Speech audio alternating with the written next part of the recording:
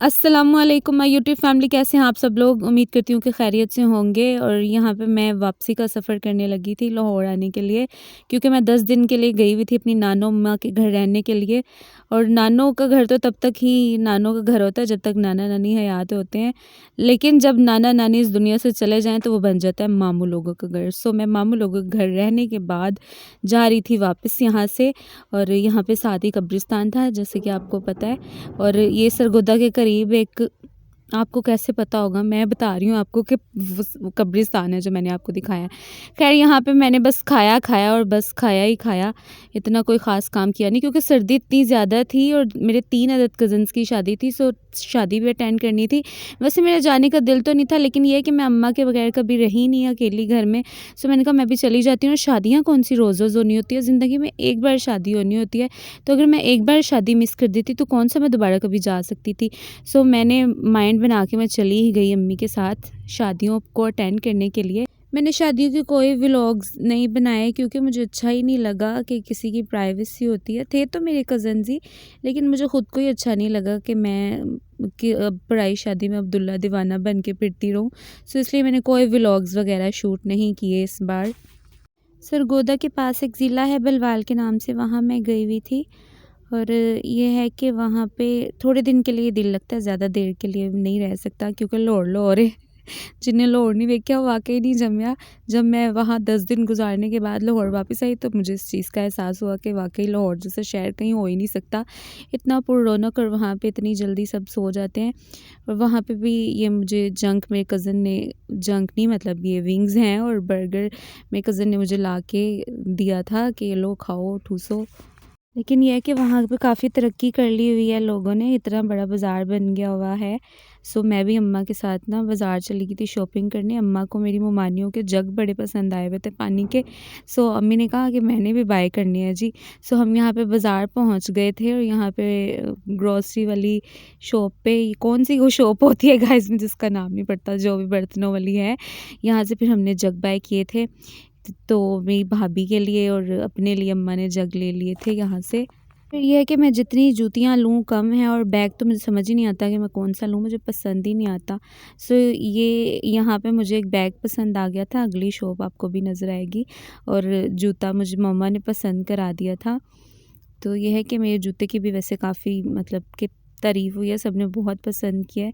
अगर मैं लेती तो मैं कोई खच्ची लेती, क्योंकि अम्मा के बगैर मैं शॉपिंग करने जाती हूँ ना तो गंद बला उठा के ले आती हूँ।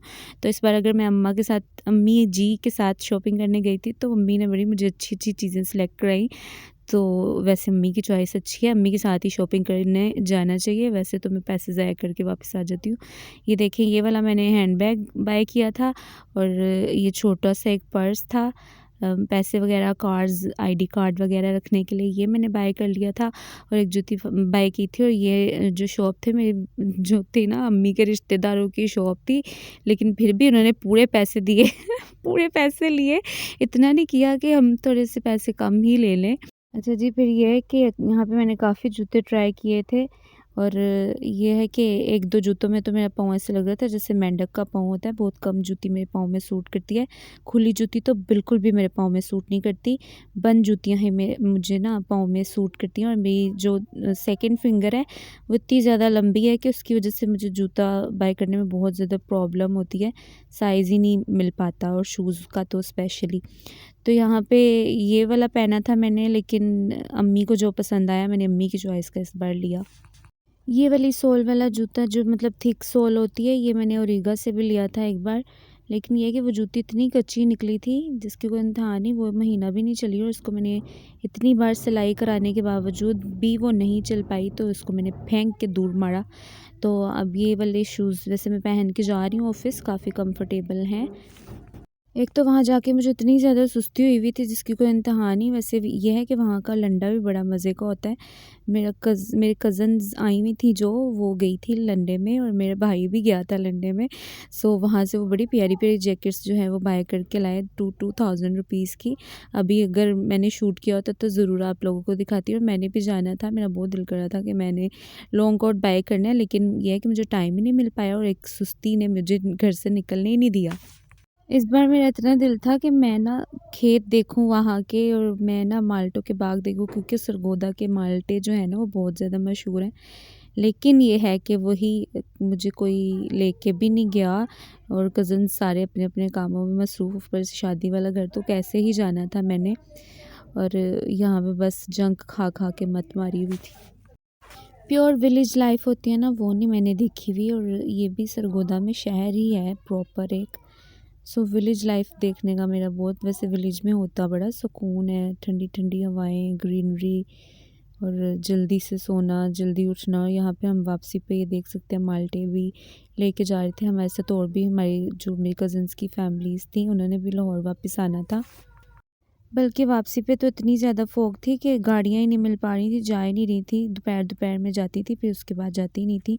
बल्कि एक फ़ैमिली तो हमारी वापस आई कोर्ट मोमेंट से, फ़ॉग की वजह से इतनी ज़्यादा धुंध थी कि उनको वापस आना पड़ा, क्योंकि उन्होंने मोटरवे गवर्नमेंट ने बंद कर दिया था फ़ॉग की वजह से।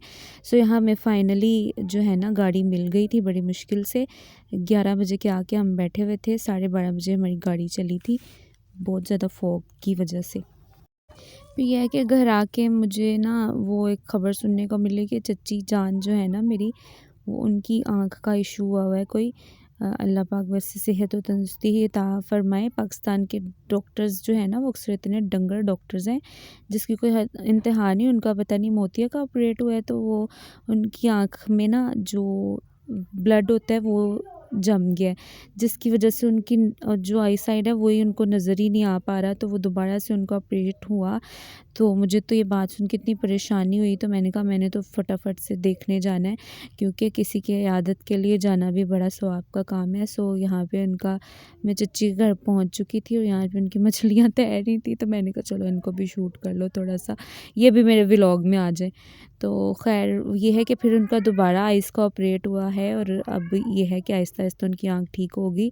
और मेरी दुआ है कि अल्लाह करे उनका नूर जो है आँख का वो वापस आ जाए, जो भी मसला है वो ठीक हो जाए। खैर गाइज़, उम्मीद करती हूँ आपको मेरा व्लॉग अच्छा लगा होगा। इसी तरह से मेरे व्लॉग्स इंशाल्लाह आते रहेंगे। मैं माशाल्लाह से बहुत एक्टिव हूँ। रखिएगा दुआ में याद। अल्लाह हाफ़िज़।